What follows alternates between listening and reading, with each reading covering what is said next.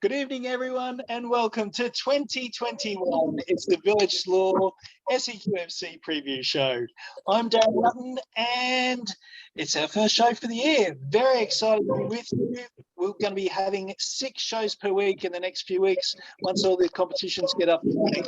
More on that later, but first, let's get to our panel. It's a very good evening to our 2 regulars from last year, Tony Jorkis. Good evening, Tony. Good evening. How's everyone? Looking forward to a big season. Great to see you in the KPI shirt, which is the only one that's updated for this year so far. Thanks. Mr. Rooney was kind to me a few weeks back. Very good. Very good. We've also got Liam Parslow. Liam, welcome back. Thank you very much for having me back. I must have done something right last season, eh? Oh, just enough. Just enough. Great to have you. And of course, yeah, thanks. And of course, we've got the Mitchelton FC senior men's coach. It's Daniel Panisi. Daniel, good evening, sir. Evening, gentlemen. How are we all? Oh, look at that. Oh, we've got a change of wardrobe. Now the camera's on. In his veto gear. Lovely, lovely. Is that a training kit? It is. Yes, it's one of our training kits. Very sharp, very sharp. All right, let's get straight into it. Let's talk about the off-season signings. Gentlemen, I'm going to throw the floor open to you. Just jump in. Who are the players that switched clubs or got back into the game, or maybe went from the A League to the NPL that's caught your attention?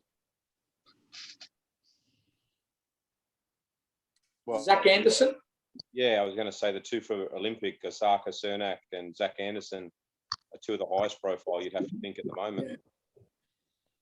Yeah, Olympics certainly very, very serious this season, aren't they, to try and get this elusive trophy wear. So it's going to be a fascinating watch, that one, isn't it, with those 2 boys in the club? Mm. Tony, what have you got to say about that? Well, I think they're going all out to win it. They've gone there so close 3 years in a row. They played the best football man team last year. Felt like the last hurdle. I don't think they'll want to do it again.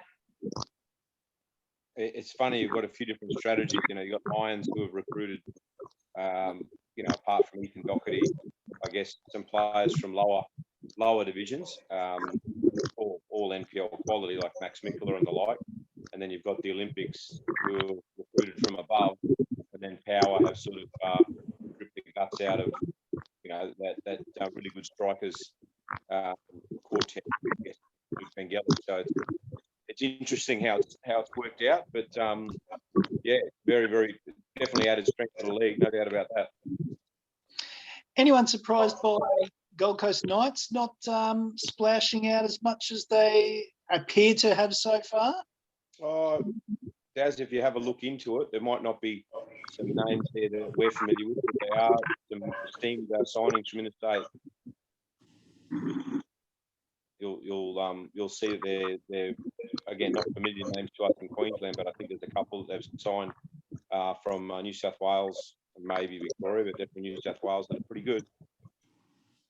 Oh, I've no doubt. No doubt the Gold Coast Knights will certainly be firing up there at the top end of the table, and certainly will have the quality match. Just not the splashy signings that we're used to with your Mitch Nichols and the likes from previous years. Yep, true. Well, they've signed everyone else the years before, so they've nothing left for them to sign. Just topping up. How many of those lads went over to Grey at United, at Gold Coast United? I know Adam Endine, I know did. Paul O'Brien. Yeah. Jared Kyle. Mm. Yeah, maybe 3 or 4. Yeah, there was a couple there, wasn't there? So were they leaving because with these new boys coming in that they weren't promising the game time, or were these guys just didn't like the setup anymore, and they just went over to what they know? I mean, it happens around the league a fair bit, doesn't it? Where players follow the coaches. Good signings though. Every club has done pretty well in the recruitment side of things, that's for sure. Yeah. All right, let's have a quick look at last weekend's results. And Peninsula Power in the NPL kicked off round one with a massive 5-1 victory over Logan Lightning. Early days for Logan. GP, it's going to take them a while to get used to this competition, yeah? Look, I don't think it'll take them too long. I think the second half showed that they changed the shape a little bit. They definitely missed Jed Brown in there, who's coming back from injury. He's a key player for them going forward. They did look a little bit inept without him driving forward. So, but I mean, you're up against a team with very, very good early season form in power ground. So I wouldn't judge it too harshly. But I think the East game this week will be a better preparation for Logan. They looked a little timid by their standards, though. Then second half, I think they held 1-1 second half. But big introduction. But if you'd rather it happen round one than later in the year, they can make that adjustment. Yeah, clearly. The other two results that stick out is Lions 3-2 over Gold Coast Knights and Sunshine Coast Wanderers 6-3 over Capalaba. A goal fest. Yeah, I've heard a few opinions about them so far during the preseason. As a lot of people are predicting Capalaba to struggle a bit this season. I don't know where that's coming from at all. Do you guys have any idea what people would be pulling that idea from at all? Liam, I don't think they've got one.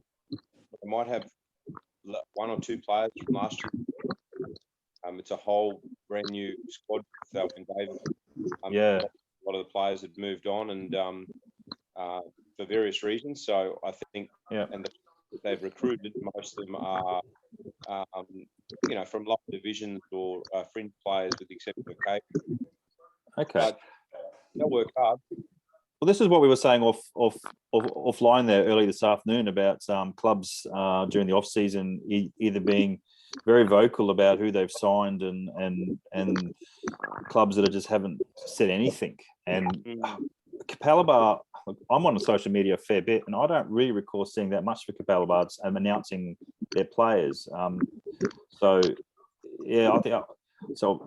Someone like myself, who's I just don't know who these players are and where they've gone, and it sounds something similar to what happened maybe at going back to Pride in 18-19 season where a lot of them just went got better offers, or they wanted to go elsewhere, try their feet out somewhere else, and so the players they signed are still good players. A lot of them have played NPL before, and I think it's going to be drafting. And what people are forgetting now with the rules, goal difference doesn't matter. So that 6-3 result is better than losing 1-0. Yeah. So 3 goals when it comes down to the end of the season might be something that could help. Yeah. What about the Strikers result? Strikers, did they play, Tony? Apparently there, I reckon, you know what? The way they're going, I reckon the Triangle will have more points than them at the end of the year. Look, again, they won't win a game. Oh, that's a big call, Tony. If they were ever going to win one, it was last weekend playing Mackay, first up at home. Yeah. Look, Strikers is another one that people are putting around as in the relegation zone, So, but look, Magpies, because they're so far north and they haven't really done or said much on their socials either. So they're a bit unknown, if you ask me. Like we haven't seen many of their preseason games. I think they had a preseason game against Raw going way back, or a Raw preseason game going way back. So not many people have seen the Magpies play. So they're a bit of an unknown quantity at the moment, if you ask me. I know people that have seen the Strikers play and they haven't showed too much even in preseason. Mackay have had a whole year to work on things. They took their team into the local league, and they've just been worked with a lot of the young, the older guys into the NPL in other states. They've got some really good players, and a couple who are Brisbane. They've all come back, so they haven't actually stronger than last year. And I think that you'll find that I don't think they're going to be finals contenders, but I think they're going to be very, very hard to beat, particularly up there. Find it a little more challenging than they would have hoped for the game this weekend. Yeah, right. Well, interesting. Good imports, and the squad is not bad, and the facilities are amazing. They get treated like kings up there. Yeah, I went up there for Pride Away match. We flew up with the team, and it's a really, really good setup up there. They're very well loved up there. They get very good crowds. The clubhouse is huge, and they get a lot of people to their games as well on their nights. You know, because it's not many. They don't get many competitions up there at all, really. Whether it's league or AFL, whatever. So the Magpies are pretty much the football team's pretty much it. You know, they get the league up there, but you know, it's a good test this weekend, isn't it? I mean, they've got from the strike, but if they can, get a point or even just put a respectable result against them, it's going to put them in really good. Yeah.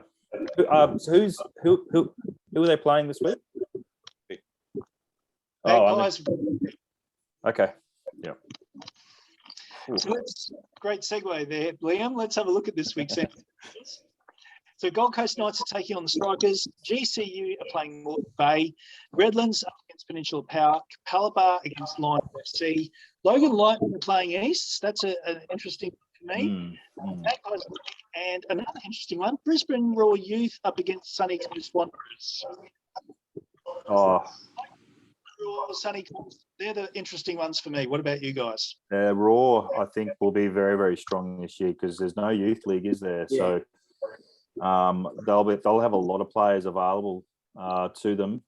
So I'll be putting Raw into the finals this season. But Raw will take out the Wanderers quite easily. I reckon that'll be maybe 4-0, 4-1. Yeah. I think it's going to be closer than that because of the Sunday playing on that field. Always going to be goals, but it tends to be the goals each way. I reckon it, get 3-2 either way there. Yeah. But definitely the team to beat. Make no bones about that. The Gold Coast United, Moreton Bay is going to be interesting as well because I think that's down at Complex, and they get the field is really, really, really challenging, and I'm sure Gray will turn that into a fortress for Gold Coast. Really good challenge for Bay down there too. Yeah. Of course, Moreton Bay finished fifth last season, so they were the best of the rest, and I liked their off-season signings as well. Putting a good squad together. They were very inconsistent last year, but they've just got to gain some consistency. They've been some of the top teams, and they got barreled by Redlands and things like that. Yeah. You were talking about Moreton Bay, weren't you? Yeah, Darren. Yeah. Something happened there that they had Jesse Rigby, and then next minute he's showing up in a Penn Power shirt. So he didn't last there very long, did he? Oh, money talks, doesn't it, eh? Yeah, because they were all like, "Yay!" They were wheeling him out. He's Jesse Rigby, and next minute he's gone. So just has to show the contracts aren't worth the paper they're written on. Look, I say that all the time. Local football, especially. I don't know about other states, but look, again, I have to harp back to my experience with the Pride. We had a bunch of guys that re-signed, and then by the start of the season, they left. And I don't understand why people even bother signing the contracts. To be honest, that's another discussion. Come Monday, that's the end of the transfer window. So after Monday, you can't switch clubs anyway until the next window. So let's turn now to the FQPL, Daniel, and your team Mitchelton are playing away at Ipswich Knights. You've got till Monday. Have you got any spaces left in your squad? Look, points wise, we do. We do have the points in the cap. We've still got quite a few points in the cap to sign. Our challenge is we've got nursing players back from long injuries, and I don't want to rush them back. So we've got a deep squad, but four relatively strong players who won't be available this week. You lost a number of players as well in the off season. Did they go with your blessing to the other clubs, or?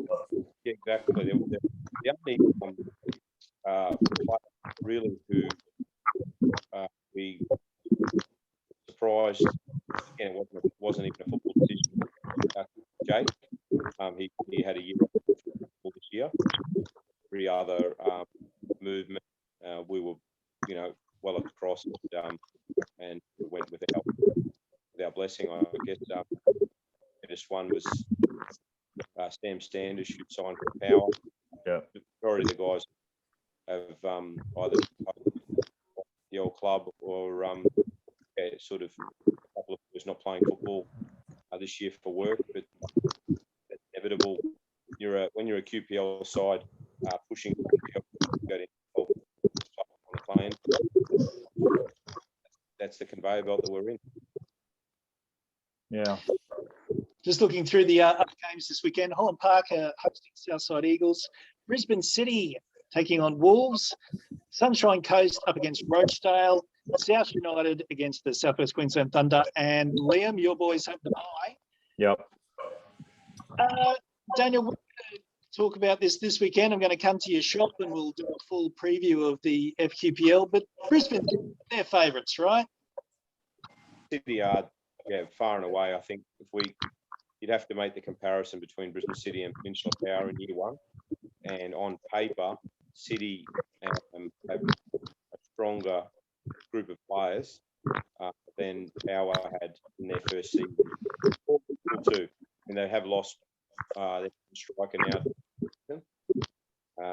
but that's just and recruited another NPL quality striker to replace him. So, City to lose. Tony, do you echo those thoughts? Nothing is ever won on paper, mate. No. So they are favourites, but you've got Toowoomba, Daniel's team. Wolves won't be no pushovers. There's three or four there that will fight amongst them. They won't have it all their own way. No. You'll see this weekend, even though it's round one, but the results probably won't match what people are going to think. I mean, when you see Southside Eagles, they'll be very Holland Park and no pushovers. Southside Eagles are a different side. The Souths have recruited strongly, and they're going to give Thunder a really tough thing. And I think Wolves are going to surprise those who don't know Wolves. They're going to be quite surprised by the result this weekend against City. Yeah, I mean, people talk about the NPL. I mean, we all know that we can probably already set out who the top 4 or 5 are going to be again this season. But FQPL, I mean, there's been a lot of movement, a lot of player movement down there in the FQPL, and there's a lot of teams there that have recruited very well. They've had some good pre-season hit-outs and results, and I would be keeping a very close eye on FQPL this season because there's going to be 6 or 7 teams there that will be fighting it out. Now with Brisbane City, as you said, Tony, they have recruited well, but on paper they have. But it depends on how well that they can all gel and come together. Individually, they got great players, but you just hope that they're going to make the most of it. With the coaching and that. Because again, they've spent a lot of money and they've got a lot of hopes on being promoted straight back. So no club's done it yet. No club's been relegated and gone straight back. Yeah. And I think I genuinely think that City are going to find it harder than they think. Yeah. Absolutely. I remember years ago in the old Capital One, and I remember Olympic for years had the best team on paper. Yeah. And they went through coaches like there was no tomorrow. Frank Pimblett, Juan Cortez, nobody could get them up Wow. until Mr. Hamilton went in there in his hard ways, cleaned up whatever he had. He might have to take over at City, mate. He's the coach down to 15. They might have to bring him in for the first. Is he the under 15 coach, or is he helping Matty as well? Oh, no, he's down to 15 coach at City. Oh, there you go. Mm. Yeah. 15 or 16. Yep. I think he'll have a good hit out against Knights, Daniel, because they haven't had much of a change in player roster, so they'll be be a good game. That we played them a couple of weeks ago and they beat us, so they should be favourites to beat us. Oh, he's Panisi talking himself down again. Oh, rat. Oh, dear. On my Ladbrokes account, Ipswich Knights, here I come. I've got the Ladbrokes account out ready. As good as your last game. Yeah, that's right. That's exactly right. That's exactly right. With the FQPL starting next week, we'll give that one a miss for tonight. But let's have a quick chat. The FFA Cup draw was done. So, guys, I don't know if you've got the matches in front of you, but just have a quick look through. Gold Coast United against Albany Crete. That looks like a good time. Ipswich Knights against Moggle. Palm Beach against United. That one intrigues me. Logan Metro against Lions FC. That should be a great one at Compton Park. Edgerton against Surfers Paradise Apollo. You're going to have a game there, Mr. Panisi. Yeah, they're tough. Take your sun cream, mate. Apollo's a favourite, aren't they, Daniel? It looks like you got a lockdown tan there, pal. Lockdown tan you got.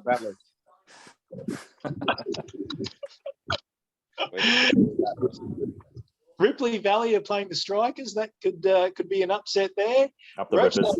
Against South United. That's a local derby. And let's see, St. George. What about the West? Isn't it their West? There's one South been playing the Sunshine Coast Wanderers. Kingscliff, yes, against Sunshine Coast Wanderers. That's the distance match. Wow. Let's hope that fingers crossed for no border Closes. Bring him over now. If it's 2 weeks away, bring him over now. It's not far away. Moreton Bay Olympic will be a good one. Olympic will walk away with that. Best time to get Olympic. It's early in the year before they gel. Yeah, well, I guess so. Very good. All right, gentlemen, just before we wrap things up, as I said, this weekend I'll be going to the Fulton Deli Co to have a chat with Daniel, and we'll do a full preview of the FQPL. But guys, let's just get your tips on the NPL this season. Who do you think's going to win the grand final? Who do you think's going to be premiers? I've got Olympic winning the league, and if I can remember correctly, I think I went Peninsula Power to win the grand final. What say you? I think Olympic will do the double. They have to. I tend to agree. They've spent plenty. Yeah. And they've got no trophies to show for it. So if they're ever going to do it, it's got to the stage where it's now or never. Yep. Yeah. I reckon they'll be ruthless this season. I reckon that they'll run away with it. Personally. Well, it's a 5-team comp. If you can't run away with a 5-team comp, it's got a problem. Yeah. With the money they've spent. And it is a 5-team comp. No disrespect to the others. No, it is absolutely 100%. Yeah. I think it might even be more than 5-team comp now. I think you've got to throw some more and Gold Coast United in there. That's a 5. Gold Coast United and maybe Roy Youth. That's it. 6 is the most. The other 6 are buys. The way the Raw talent they've got that side, they can keep that, and depending on what happens with all the A League, the Raw will probably be my pick pushing. Yep. Oh, that's Power is going to be very hard to beat, and same with Lions and Gold Coast Knights. But it's very difficult to know. Depends on the cup run and a lot of different factors now. Yep. My only issue with tipping raw youth is that whenever they get some players that truly excel, they're the ones that tend to disappear. So they go great for 3/4 of the season, then they're playing good players snapped up and they fall away. Happens every year. Yeah, that's what we're saying. I think the season's a bit different this year with the way it aligns to A-League, but I don't think it's the A-League different time frame to what it normally is. I think that really gives the raw youth team different perspective. Yeah. Different, but it's pretty unique the way that their season's going to unfold. I don't think What say you, Darren? Who did you say? Yeah, so Olympic to win the league and Power to sneak a grand final as they want to do. What about relegation? Relegation, 3 teams down. So I went with Is it 3 down, 2 up? 3 down, Yeah, Or is it 1 like up. 3 down, no up? I don't know. Every year it changes. 3 down. NPL, 3 down from QPL. So it's 1 up, is it, from FQPL? Yeah. So there's going to be another battle for that top spot again. Oh. Mitchell's are the favourites, mate. What are you thinking? Just ask him, he'll tell you. No, he won't. He's done his 15 line. All right. So who's getting relegated? Oh, look, I think that Strikers, Capalaba, and look, I put the Magpies there simply because they didn't play last season. It's got to be difficult to be playing in the local comp and then just instantly rise to this increase in competition and thrive. I think that's going to be tough for them. Yeah. I tend to agree with that. Strikers, 2019 season was one of amazement, but I just think it's all just going to come crashing down this season for them. And yeah, I agree. Capalaba, Magpies, and Strikers going down. Just imagine if the Strikers do. You've got a second division with 2 former National League teams in it. Incredible. And exactly. a team that had won the NPL, all in the second. Clem Jones will be turning in his grave if that happens. Mackay go down 12. Ooh. Yeah. I don't know about Mackay. I reckon they'll get enough points up there to stay up. I reckon Redlands. No. Yeah, geez, don't do that, George. They're showed against Moreton Bay, but whether you can do that all year, I don't know. I don't know whether he's got the squad to do it all year. That's the thing. I agree. Well, Redlands lost 10-1. What was that? The under 23s lost 10-1 against Moreton Bay. So Yeah. Redlands did. They're struggling for depth. Yeah, so if they get a couple of injuries, they're history. Although, to be fair, our 23s played against Strikers on the weekend because they played. Threes come away 9-3 against the Strikers under 23s. Yeah. Because he stopped the game with 10 to go. So I think some clubs are struggling with depth. All right, guys, we might leave it there. We've got the Football Brisbane show to record now, so we'll wrap this show up. Gentlemen, thank you so much for your time this evening. Great to be back. See you, gents. And we look forward to catching up with you guys in future weeks. Yep. No worries. Thank you. This has been, of course, the Village Law SEQFC preview show. We'll see you next week or on one of our other shows. What happened there?